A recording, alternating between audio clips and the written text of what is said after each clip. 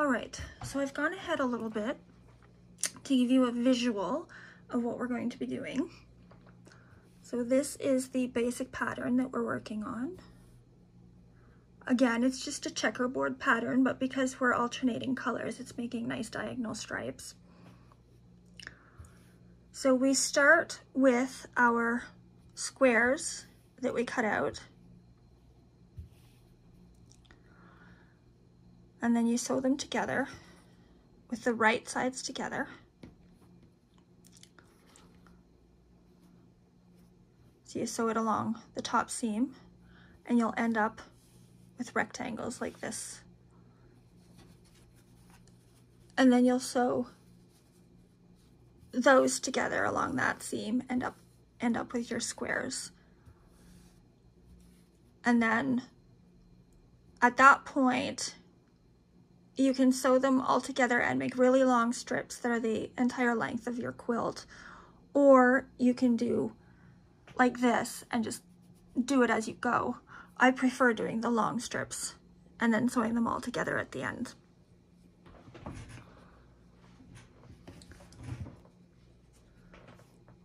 All right.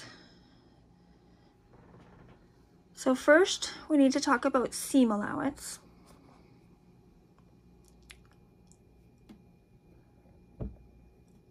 When you're making the quilt, almost always you're going to be using a 1/4 inch seam. All sewing machines are going to have measurements next to the foot.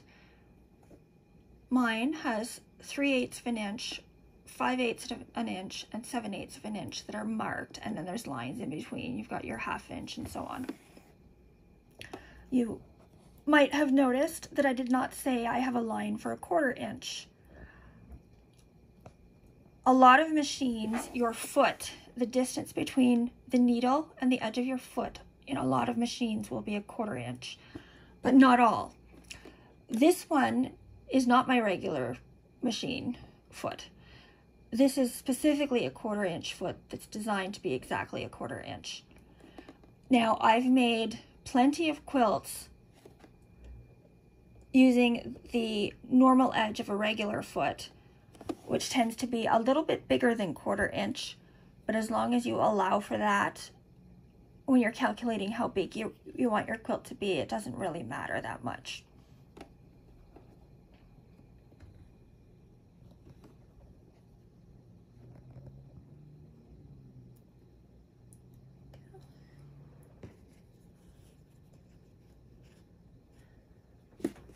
So you want to make sure that you put your fabric right sides together.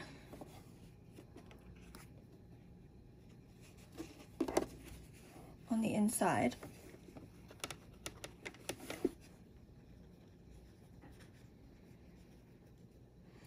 Trying to make it straight. There we go. You want to start a little bit from the edge. Don't know if you can see where the needle is here. The needle is here, and there's a little bit of room behind it because you need to backstitch 3 or 4 stitches to lock the thread to prevent it from pulling out later. So we're going to go backwards and then forwards. Most machines have a button of some sort, a button or a lever to go backwards. Again, you're lining up the edge of your fabric with the edge of your foot.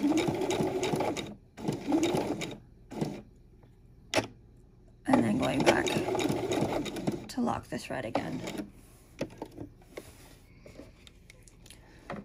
Now you're going to pull it out and cut the thread close to the fabric, but making sure you don't cut the fabric on both sides.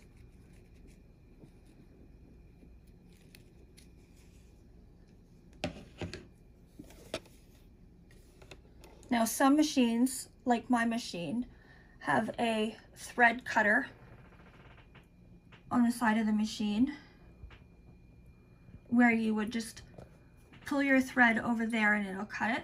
But I don't like using that because I didn't have one when I learned to sew, and old habits die hard. So I use scissors. And you're going to want to cut the thread that you started with the same way you cut the end thread as well.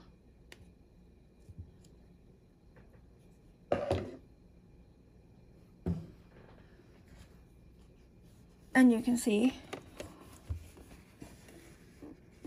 that the area in between the stitching and the edge, that's your 1/4 inch. And then when you open it up, you lose that much fabric at the back.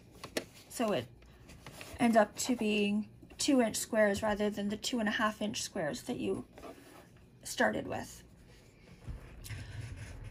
And now you come over and you're going to iron. Whoops.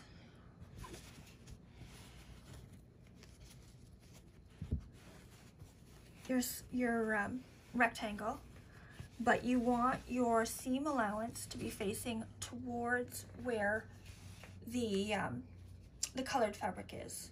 You want to press the entire seam allowance up towards your colored fabric.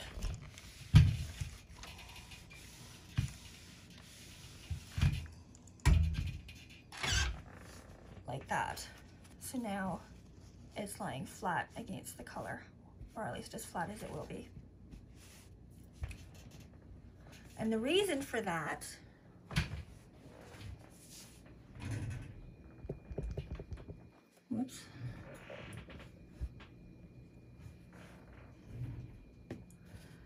is that when you sew your pieces together,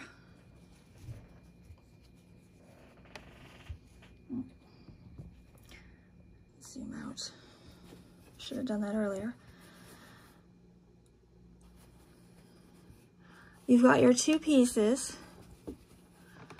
you've got both sides going towards the green, and so when you sew these 2 together, they fit together like a puzzle so that they're right next to you, and it helps you to align your seams so that it makes it seem like there's a continuous seam there and a continuous seam here, even though there isn't, but it looks like it is, so it looks neater and looks better. So that's how that's how that's done. Now I'm going to do it again from this angle and see if that looks.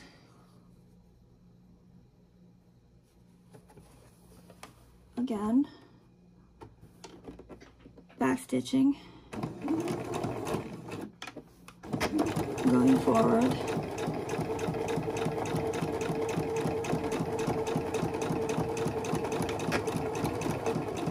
and back again.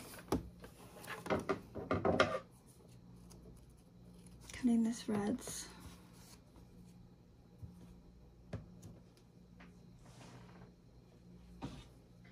Now I'm going to go ahead and iron this.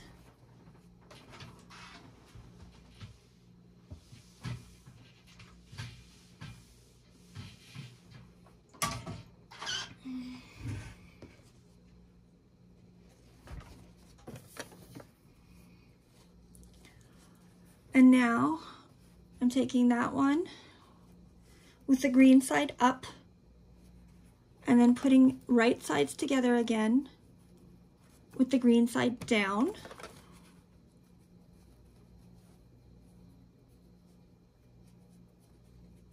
And again, puzzling it together so that the seams are exactly on top of each other, and you've got the seam allowance one on one side and one on the other side, so they kind of click together.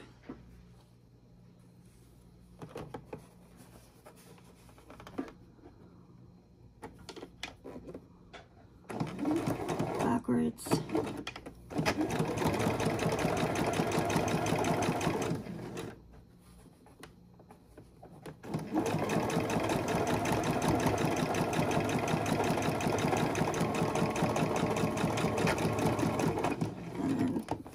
to lock.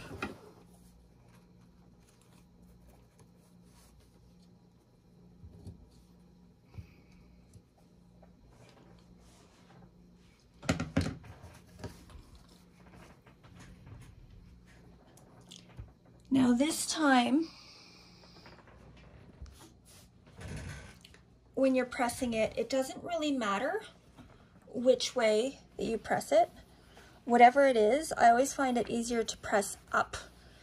So the entire seam here gets pressed up.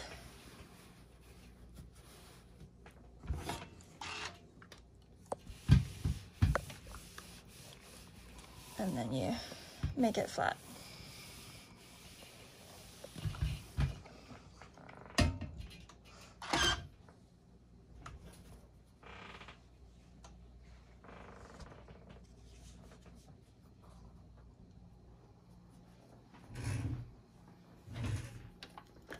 Now I want to see if I can get it better from this angle here. I don't know if that's going to work.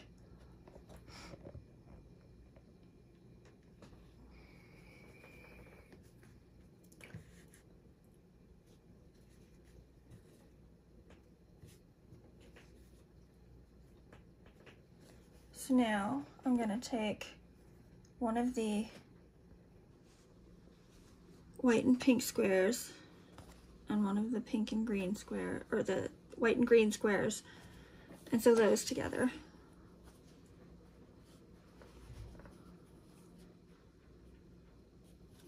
And again, you've got it puzzled together on the seam with one going one way and one going the other way.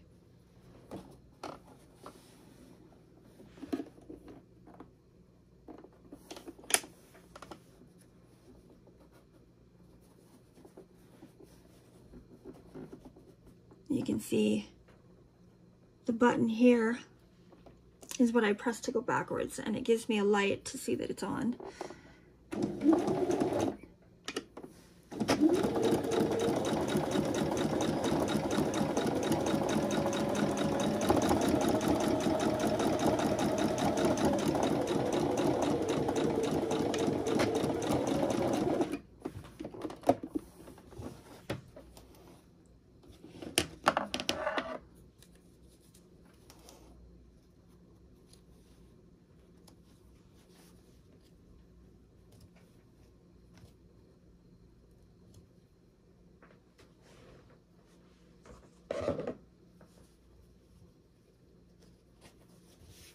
And so now